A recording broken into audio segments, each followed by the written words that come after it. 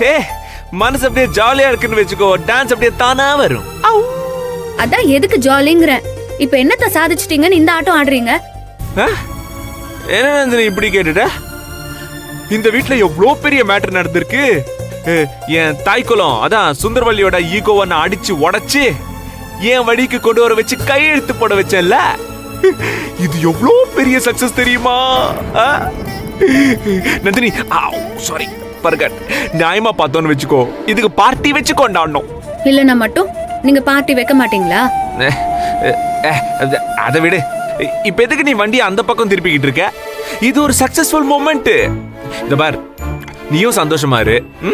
Enjoy this moment man. Come on. ஆனா ஜெயிச்சது நீங்க இல்ல சார், உங்க அம்மா தான். எப்படி?